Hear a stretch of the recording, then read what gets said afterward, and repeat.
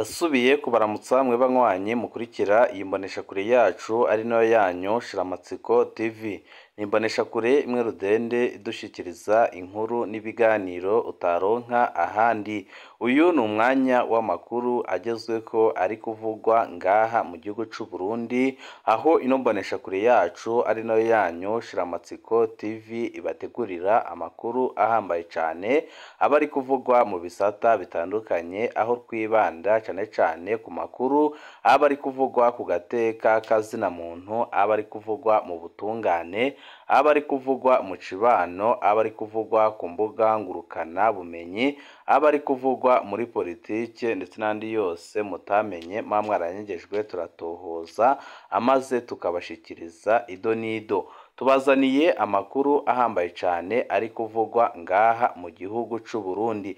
Perezida Evariste Ndayishimiye yagize ubutumwa buhambaye cane kandi burimo ubwishongozi bukomeye cane yageneye General Major Godefroid Niyombare wagerageje gutembagaza ubutegetsi mu mwaka wa 2015, ariko bikanga abarundi bakemeza ko yaragiye kubatabara, ariko bamwe mu bari bafatikanije uwo mugambi bikarangira banze icyo gikorwa cyo gukuraho ubutegetsi bwa Nkurunziza bwari buriko burakorera ikibi abarundi. None Perezida Evariste Ndayishimiye atangaje amajambo akomeye kandi ateye ubwoba kuri General Major Godefroid Niyombare, bivuga ko acumbitse mu gihugu c'u Rwanda, aho leta y'u Burundi ihora imusaba kugira ngo aze mu Burundi ahanwe, ariko bikaboneka neza ko benshi bazi igikorwa gikomeye cane kandi bafata igikorwa gikomeye cane yakoze nk'ubutwari buhambaye cane yarushije abandi basendede FTD, ariko Perezida Evariste Ndayishimiye akabandanya kumwita umwansi w'igihugu kandi akamuvugaho n'amajambo akomeye cane. Hari ubutumwa yamuhaye buhambaye cane ubwo yari kumwe n'abasirikare. Murazi ko muri no minsi hari amakuru yatanguye kuvuga ko Perezida Evariste Ndayishimiye yabagiye gutembagazwa n'abasirikare, none nawe ari gukora ibishoboka byose kugira ngo asukemo mabisi, akaba ari maze iminsi agendera abasirikare ndetse n'abapolisi kuko yikanga ko umwanya uwari wose bashobora kumutembagaza ku butegetsi. Akaba ari batanze ubutumwa bukomeye cane kuri General Major Godefroid Niyombare nabo bari bafatikanije gutembagaza ubutegetsi mu mwaka wa 2015. Turaza kugaruka kuri ubwo butumwa ndetse n'amagambo akomeye cane yatangajwe na Perezida Evariste Ndayishimiye, aho benshi bavuga ko naho aboneka ko ari umuntu ahambaye cane kandi akayavuga akomeye, ariko aranafise ubwoba ko mu basirikare hashobora kuvamwo abamutera kudeta kubera igikenye gisigaye kiri ngaha mu gihugu c'u Burundi. Ubukene bw'ibitoro, inzoga n'isukari biva ku bunyonyezi bukorwa n'abategetsi bakomoka muri CNDD FTD. Ibi nibyo Patrick Nkurunziza yatangaje, akavuga ko byose bikwiye guhagurukirwa n'abarundi kugira ngo barwanye iyi ntwaro y'agahotoro, iyi ntwaro y'agacinyizo imajije imyaka myinshi ishyize mu barundi mu kaga gakomeye cane.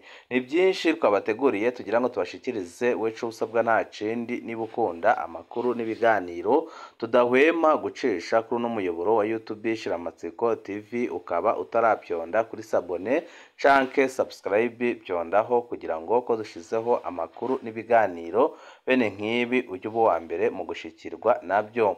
Umukuru w'umugambwe Sawanya Frodebo avuga ko ibura ry'ibinyobwa bya Braludi, isukari n'ibitoro bituruka ku butegetsi bubi burangwa no gusahura amatungo ya leta.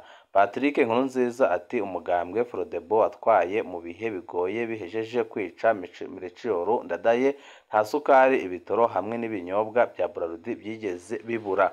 Ibi yabishikirije ku minsi yabishikirije mu minsi iheze, aho nyine baba ariko barizihiza imyaka 31 iheze habaye umugambwe umwe washikanye umuhutu ku butegetsi mu gihugu c'u Burundi. Umugambwe Sawanya Frodebo waraye utangaje ukwezi bita ukwezi kwa demokarasi mu ntara ya Gitega mu kwibuka imyaka 31 uwo mugambwe umaze utsinze amatora yabaye igenekerezo rya 11 ruheshi 1993. Mu ijambo ryiwe uwo arongoye umugambwe Sawanya Frodebo yaragarutse ku bibazo bimwe bimwe bihanze igihugu muri kino gihe nuko haboneka umuti urama. Patrick Nkurunziza yamenyesheje ko igihugu c'u Burundi kiriko kiraca mu bihe bigoye ku mpande zose kubera ubutegetsi bubi burangwa no gusahura amatungo ya leta nk'uko umukuru w'igihugu Varisito Ndayishimiye yama yabishikirije, ariko igitangaje nuko muri abasahura amatungo ya leta nawe ubwe abarimo. Mu ijambo ryiwe Patrick Nkurunziza yagize ati hano mwashikirije ibibazo bijanye n'ibura ry'ibinyobwa bya Braludi, isukari hamwe n'ibitoro, ariko ibyo byose ni ubusuma bukorwa n'abategetsi tugira n'inama umukuru w'igihugu yama yabishikirije kenshi. Ibibazo by'ibura ry'ibinyobwa bya Braludi, isukari hamwe n'ibitoro bitigeze bibura no mu gihe umugambwe Sawanya Frodebo warwaye igihugu mu bihe bigoye inyuma yaho bahejeje kwica umukuru w'igihugu yitorewe mu nzira ya demokarasi Melchior Ndadaye. Uyu munsi bibuze kubera ubusuma bw'abategetsi baguma biba amahera y'amanyagihugu yateje imbere igihugu n'umunyagihugu.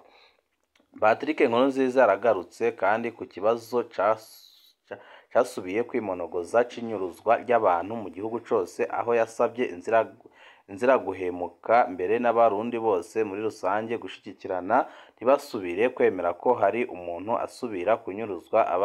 Barorera ntibemere ko hari umuntu aza gufata umuntu ata mpapuro afise.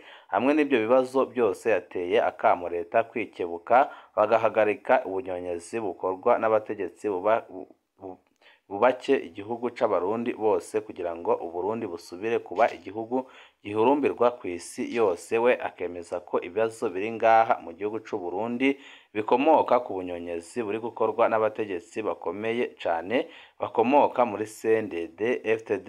Tuve kuri iyi nkuru, amakuru yacu tuyabandanize ku makuru arabana n'ibyo abashinga amateka basaba ubushikiranganji bw'ubutungane Domine Banyankimbona ko abapfungwa buzuye mu mabohero bakoreshwa imirimo ifisiye igihugu akamaro kugira ngo bagabanye ubucucike buri mu mabohero atandukanye ngaha mu gihugu c'u Burundi.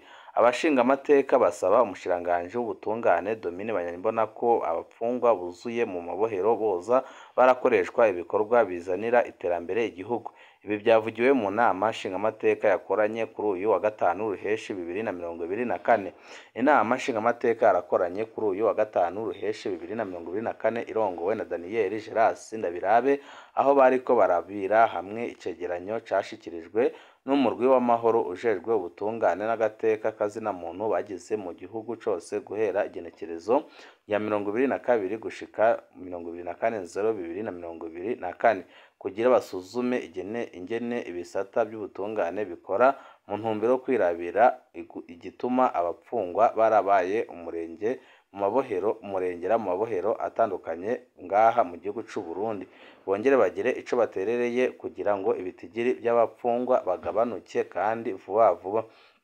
Mu cegeranyo catanzwe n'abashinga amateka bakoze urugendo mu mabohero atandukanye agize igihugu c'u Burundi, abapfungwa ibihumbi 13,928 harimwo abakenyezi 1,066 hamwe n'abana babo 103 nibo bari mu mabohero 11 ari mu gihugu c'u Burundi asanzwe yari agenewe kwakira abantu batarenga 4,450.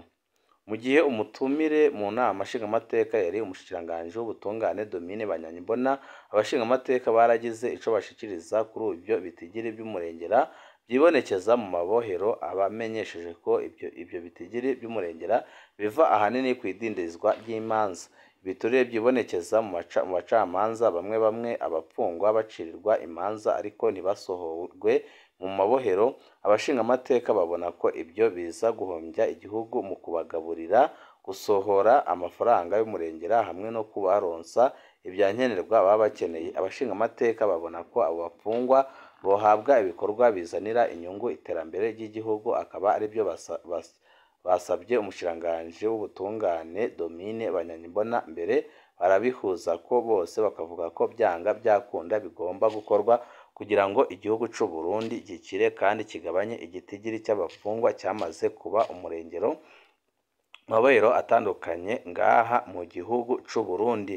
Tuve kuri iyo nkuru amakuru yacu tabananize ku nkuru ihambaye cyane irebana n'ibyo Perezida Evariste Ndayishimiye yavuze ku bagerageje gutembagaza ubutegetsi mu mwaka wa 2015 bari barongowe na General Major Godefroid Niyombare. Benshi barundi bemeza ko ari umucunguzi wabo n'uyu munsi bakaba kimutegereje kubera ubuzima buzimbye buri mu gihugu c'u Burundi.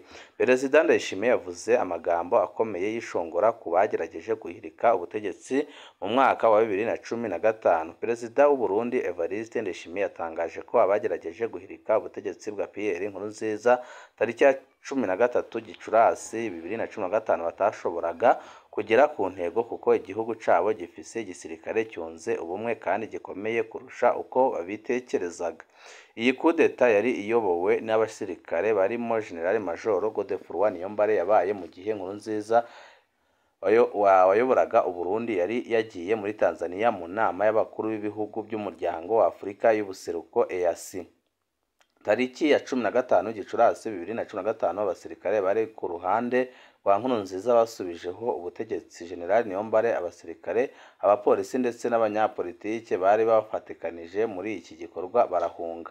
Abandi barafatwa bapfungirwa amabohero atandukanye mu gihugu c'u Burundi, abandi bahita bicwa kwikubitiro. Mu kiganiro n'abasirikare b'u Burundi barwanira ku butaka cyabaye kuri uyu wa gatandatu ukwezi kwa gatandatu 2024, Perezida Ndayishimiye yatangaje ko igerageza ryo gukoraho Nkurunziza ryari mu mugambi w'Imana kuko ngo yashakaga kwerekana ubumwe buri mu ngabo z'igihugu cabo n'imbaraga zifise. Yagize ati tugeze ku ntambwe nini aho abo bari barasenye ubutegetsi batabona aho bahera. Ikimenyetso gifatika ni iki byabaye muri 2015. Biriya ndemeza ko ari Imana yabikoze kugira ngo yereke abarundi n'amahanga bataremera ko tugeze kure babone neza aho tugeze kandi ko tugeze ku rwego rushimishije. Ndayishimiye yakomeje ati ubwa mbere bari bazi ko ingabo z'u Burundi zidakomeye, bazi ko ingabo z'u Burundi n'abenegihugu batanywanye nk'uko n'icyorezo cyari cyaratewe. Imana igira ngo yereke uko ingabo z'u Burundi ubu ziyubatse zirinda ubutegetsi, zirinda igihugu, bakore kudeta biranga. Babona na za ngabo ntizikiri mu macakubiri, ubu ziriyunze. Imana yaretse ko bibaho kugira ngo ibyanditse bibe. Uyu mukuru w'igihugu yatangaje ko nyuma ya 2015 abagerageje guhirika ubutegetsi bwa Nkurunziza bagerageje kugaba ibitero mu ntara zitandukanye z'u Burundi inshuro nyinshi, ariko ngo ntaco byatanze kandi ngo babikoze abacitse ari bake cyane. Perezida Ndayishimiye avuze aya majambo mu gihe buri mwaka umutwe witwaje intwaro wa Red Tabara ukorera mu ntara ya Kivu y'Amajyepfo muri Kongo no mu shyamba rya Kibira ugaba ibitero mu iki gihugu ugamije gushira igitutu ku butegetsi kugira ngo bwemere kugirana imishikirano n'abarundi batavuga rumwe nabwo. Kimwe mu bitero bikomeye by'uyu mutwe nicyo uko cyagabwe muri zone Gatumba mu ntara ya Bujumbura Rirare tariki ya 22 Ukuboza 2023 cyafiriyemo abasirikare bagera ku 9 n'umupolisi umwe. Gusa leta yo yatangaje ko wishe abasivile 20 mu gihe Red Tabara yo ibihakana ikavuga ko batigeze bapfa ahubwo ko bishwe n'ubutegetsi bubi bwa Perezida Evariste Ndayishimiye. Ikigaragara cyo nuko Perezida Evariste Ndayishimiye avuga ibi byose ariko arafise ubwoba bukomeye cyane kuko hari amakuru ahambaye cyane yavuye mu bibegereye Perezida Evariste Ndayishimiye yemeza ko igisirikare uko gipanze uyu munsi nk'abasirikare barimwo bashaka kwikoraho Perezida Evariste Ndayishimiye kubera amakosa aherutse gukora yo kurungika abasoda b'u Burundi gupfira muri Kongo n'abafashwe mpiri. Leta ikabandanya kubahakana aho Perezida Evariste Ndayishimiye ubwo yabise ko ari abarwanyi ba Red Tabara.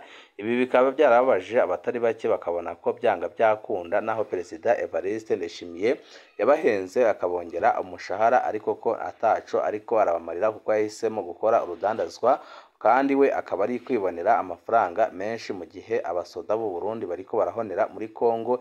Ibi nyine bikaba ari ibintu byazamuye icyuka kibi cyane mu gisirikare cy'u Burundi kuko abatari bake barataye baromoka n'abari mu gihugu babayeho mu bwoba bukomeye cyane bibaburaye barara ntibuca kubera ibikorwa bigayitse biriko birakorwa na Perezida Evariste Ndayishimiye, akaba ariho havuye abiyumvira kumukura ku butegetsi kandi bakaba bashigikiwe n'abajenerali bakomeye cyane bakomoka muri FDD bari ngaha mu gihugu cy'u Burundi. Ibi akaba aribyo bitumye Perezida Evariste Ndayishimiye amaze iminsi akora ingendo aho agendera abasirikare mu turere dutandukanye kandi akagendera n'abapolisi, byose bikaba biri mu ntumbero yo kongera kubaremesha ndetse no kubatera ubwoba kugira ngo ntihazagire uwongera kubahuka kumutera kudeta.